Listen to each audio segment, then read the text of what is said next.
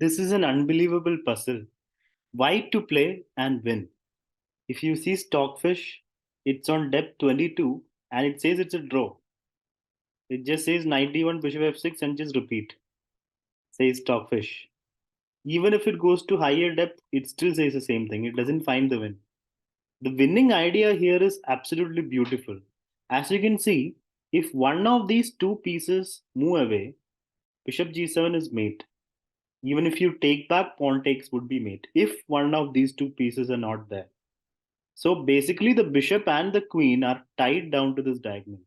They can't do anything other than give a check. So the winning idea here is knight d1. So keep a close eye on Stockfish over here and see where it figures out the win. Knight d1. Now it still says it's a draw, by the way. Black has just a few options. He can move the bishop, let's say not there. If you move the bishop to the square, knight takes, queen takes, and then mate. So bishop, now it figures out the win at depth 28. So bishop b2, bishop e5, and bishop f6. These are the three options.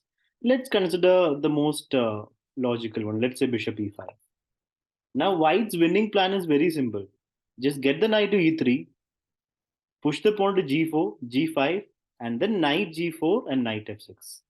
You need the pawn to be on g5 so that knight can jump to f6. So if something takes, pawn takes back, and then mate. So for example, knight e3, let's say black just waits. We play g4, black waits, g5. Even if the queen comes in, doesn't matter, knight g4. And now whatever black does, let's say bishop somewhere, is knight f6. And now mate is unstoppable because bishop takes, pawn takes. And it's going to be mate next move. So they'll have to give up their queen and then white wins. So let me show you another variation. Knight d1, let's say bishop went to f6. Right? We play the same thing, knight e3. Let's say bishop e5, pawn g4. They cannot play pawn g5 at any point. Because if they play pawn g5, knight f5 comes and there is support for bishop g7. So they can't do that. So let's say they wait, queen d4, g5, let's say queen c3. Or just to make things a bit more interesting, let's say queen c3 here, g5, and queen d4. Queen is covering g4, but doesn't matter. We still play knight g4 because queen can't take. There's mate. So whatever black does now, okay, now it's actually lost because the bishop is gone. If queen moves, just knight takes, and there is no queen check. It's just gone. So even if this idea was not, the knight f6 was still coming. One very important thing to understand is if after knight d1, if the bishop went to b2, don't take the bishop. If you take the bishop, then there is queen f1 check and black wins. Black's queen gets into the game, king is forced away. On the same note, after knight d1, let's say bishop e5, c3 does not win. You might think c3 forces an exchange, but it does not win because bishop takes, knight takes, and the same problem, queen f1.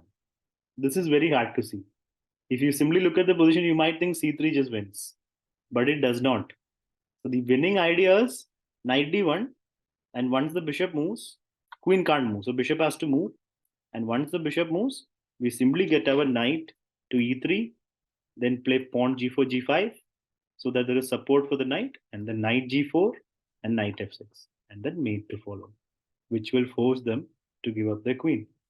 So what a beautiful and tough puzzle